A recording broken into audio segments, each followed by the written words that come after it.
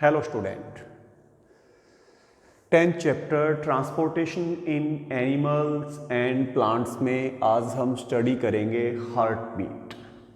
Human being में transportation के लिए एक वेल डेवलप्ड सिस्टम प्रेजेंट है, सर्कुलेटरी सिस्टम, जिसके 3 कंपोनेंट्स हमने स्टडी किए थे, ब्लड वेसल्स एंड हार्ट। आज हम स्टडी करेंगे heart beat. A complete rhythmic contraction and relaxation of the heart is known as a heartbeat। हमने देखा था कि हार्ट की वॉल में मसल्स है, हार्ट की वॉल में जो मसल्स है या हार्ट के अंदर पहले उसकी मसल्स में कॉन्ट्रैक्शन होता है जिसे हम सिस्टोल कहते हैं, फिर उसमें रिलैक्सेशन होता है जिसे हम डायस्टोल कहते हैं। तो एक कंप्लीट हार्ट में कंप्लीट कॉन्ट्रैक्शन यानी सिस्टोल और एक रिलैक्सेशन यानी डायस्टोल को हम क्या कहते हैं?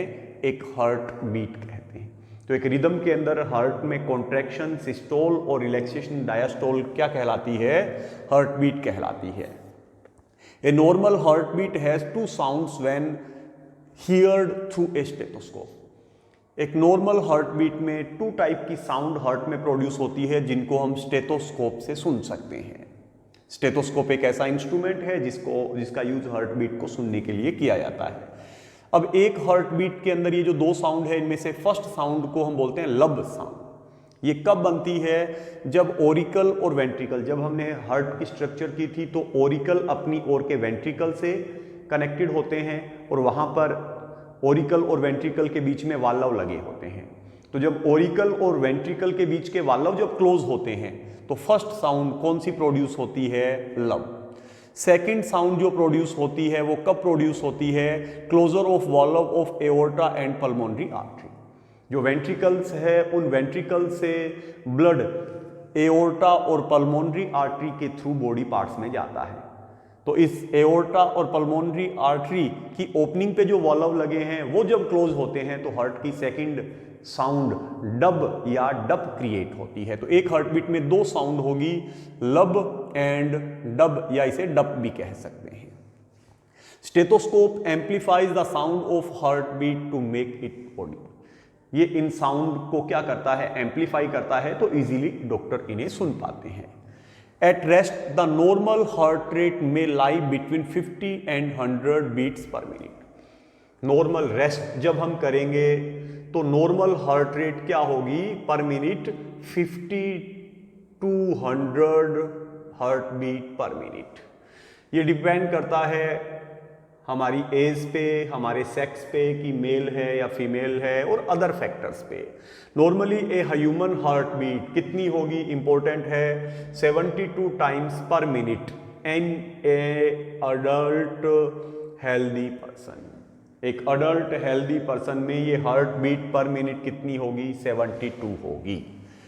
इट स्पीड्स अप और slow down depending upon the type of work a person is doing. अब अगर कोई पर्सन किस टाइप का वर्क कर रहा है उसके अकॉर्डिंग पर मिनट ये हार्ट बीट जो है वो इंक्रीज या डिक्रीज होती है। अभी हम हार्ट अटैक के बारे में स्टडी करें। हार्ट अटैक क्या है? A blockage in vessels supplying the heart muscle with oxygen can cause a heart attack. ऐसी ब्लड वेसल्स जो हार्ट की वॉल को, हार्ट की मसल्स को ऑक्सीजन वाले ब्लड की सप्लाई करे, अगर उसमें कोई ब्लॉकेज आ जाए तो इस कंडीशन में हार्ट की मसल्स को ऑक्सीजन की सप्लाई नहीं होगी, हार्ट की मसल्स डैमेज हो जाएगी और पर्सन को हार्ट अटैक होता है, जिससे पर्सन की डेथ भी हो सकती है। Pulse is throbbing of the heart and it is due to the blood flowing in the arteries. अब जब हार्ट के अंदर कॉन्ट्रैक्शन होता है, सिस्टोल होता है, तो प्रेशर के साथ में हार्ट ब्लड को आर्टरीज में पंप करता है, तो वो ब्लड आर्टरीज की वॉल पे प्रेशर डालता है, जिसको हम पल्स के फॉर्म में मेजर कर सकते हैं। The number of beat per minute is called pulse rate.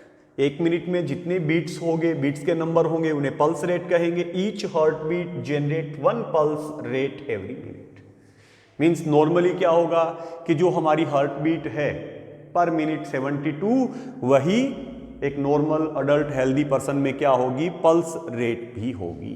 तो पल्स रेट को हम यहां से चेक कर सकते हैं, 72 पर मिनट हार्ट बीट के इक्वल होगी। अभी हम करें स्टेथोस्कोप। सभी ने देखा होगा stethoscope. Doctors use this instrument to examine the patient heart beat और deposition of phlegm. Doctor patient के हार्ट बीट के एग्जामिनेशन के लिए और चेस्ट में फ्लैम बलगम वगैरह के डिपोजिशन को चेक करने के लिए स्टेथोस्कोप इंस्ट्रूमेंट को यूज करता है। Stethoscope amplifies the sound of our heart beat. हमारे हार्ट बीट की साउंड जो है उसको ये थोड़ा इंक्रीज कर देता है, एम्पलीफाई कर देता है। स्टेथोस्कोप के 3 पार्ट्स है, आप देख सकते हैं। 2 ईयर पीसेस, ये वाले 2 ईयर पीसेस हो गए।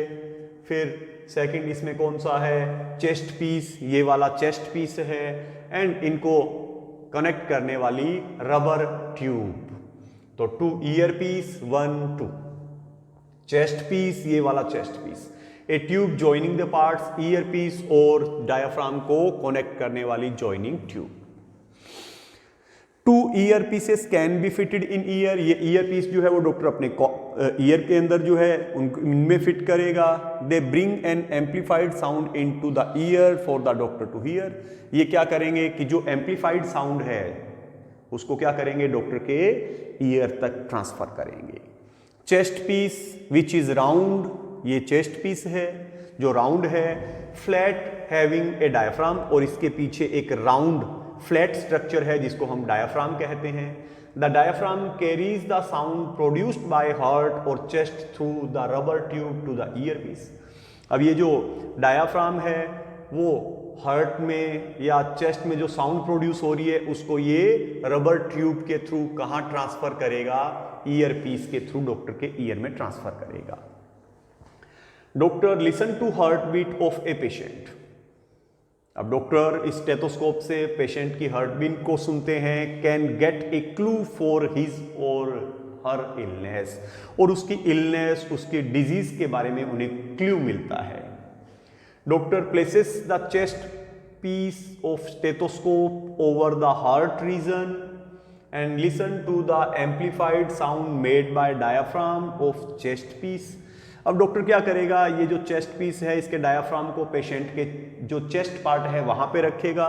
ये डायफ्राम चेस्ट पार्ट में हार्ट की साउंड जो है उसको रिसीव करेगा, उसको एम्पलीफाई करेगा और रबर ट्यूब के थ्रू इनको कहाँ ट्रांसफर कर देगा, ईयर पीसेस में ट्रांसफर कर देगा। और ईयर पीसेस से डॉक्टर इस साउंड को, एम्पलीफाइड साउंड को सुनकर उस पर्सन की, पेशेंट की इलनेस के बारे में उसे क्लू मिल जाता है, उसे आइडिया मिलता है। तो ये हार्ट बीट और उसको सुनने के लिए एक स्पेशल टाइप का इंस्ट्रूमेंट जो डॉक्टर यूज करते हैं, स्टेथोस्कोप।